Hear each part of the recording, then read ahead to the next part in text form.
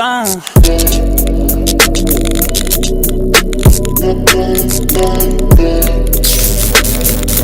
up, guys? Welcome back to another episode of Real Talk. It's been a long time, but I'm back again for some content for you guys. So today we're going to be discussing the importance of keeping track of data. Now data, a lot of people might say keeping track of their exercises are a great source of data. That is an important source of data. However, there are many variables that makes up how we progress. Either we're bulking, trying to build some muscles, or if we're in a fat loss, trying to lose weight. So one thing to definitely consider is just having consistent weigh-ins in the morning. I typically do this when I'm dieting or when I'm in a surplus. Just weigh yourself every morning around the same time, empty stomach, right when you get out of bed. That's going to be the most accurate data. However, sometimes data can be skewed a little bit, so you just have to really be mindful and know what you're looking for. So one way is just keeping track of your weigh-ins. Remember, weight's going to fluctuate no matter if you're in a surplus or a caloric deficit. Now, reasons for weight fluctuation can be due to your last meal, sodium level intake, water intake, rest, and stress. So there are many different variables. So that's why whenever we're gaining weight or losing weight, instead of focusing only on a daily comparison of the weigh-ins, we want to focus on the average weigh-in. So you want to focus on the weekly average and not be stressed out about gaining the 2 pounds of water weight or dropping 2 pounds too fast.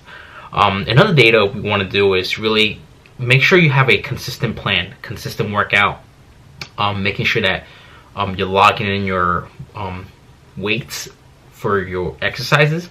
So this is something I did typically recently. Usually what I used to do in the past is kind of keep it in my head. The only thing I really kept track was compound. However, ever since my last show last season, I kept track of everything I did, from sets to weights to reps. And I also write down little notes, as in was it hard, RPE 10, or was it super easy, go up. Because remember, every time you go into the gym, whenever you do those exercises again, you're going to feel different. It's going to be a different day, different feel, different variables. So you want to keep in mind of comparing your weights. You want to keep in mind of comparing your weights from last week. But again, you still want to make sure that you're progressing and not overachieving. So what I mean overachieving is you want to make sure you're going up. And remember, it doesn't always have to necessarily be bumping up the weights. You want to make sure you're executing the movement safely and properly, and then you want to move up the weight. However, it does, like I mentioned before, it doesn't always have to be weights. It could be reps or sets. So you can focus on that too. For example, last week I did 6 reps with the same weight, and maybe this week I did 2 sets with 7 reps. So that's progression right there. Even though it's not going up in weight, you're going up in sets and going up in reps. So you're going up in volume. So you're improving everything in volume.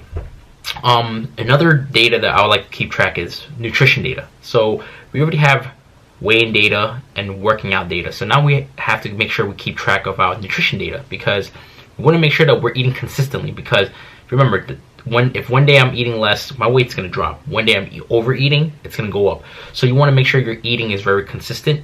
The food sources are pretty consistent as well, because our bowel movements, our digestive system could be sensitive to certain foods. So definitely make sure the food sources are more or less consistent throughout the week. So like maybe 3 or 4 days out of the week. Here and there you can fit in some snacks with flexible dieting, but make sure the core base of your meals, the whole foods, are more or less similar. Besides that, just be mindful of your rest, as I mentioned before, your stress level, and just your hunger level. Because sometimes, eating 5 meals a day and eating 5 meals a day can be very different. For example, if my third meal, my pre-workout meal, typically every day I work out, and 30 minutes before I work out, I have a pre-workout meal. And then one day I had a pre-workout meal like 2 hours before I work out. Energy level might be different. So make sure that if anything changes throughout your week or throughout your day, just take that into consideration and factor into could it be impacting your training or your weigh-ins. That's it for keeping track of your data. And again, I believe that it's very important for you to track your data, which is your weigh-ins, workout, nutrition, just to be on top of everything. Of course, there are days where you want to go out and let loose, but that's fine as well. But again, as long as you're tracking like 5 days out of 7, you're on the right path. So, that's the tip for this week's Real Talk. Thank you guys for watching. If you guys like the video, please like, share, and subscribe. Thank you.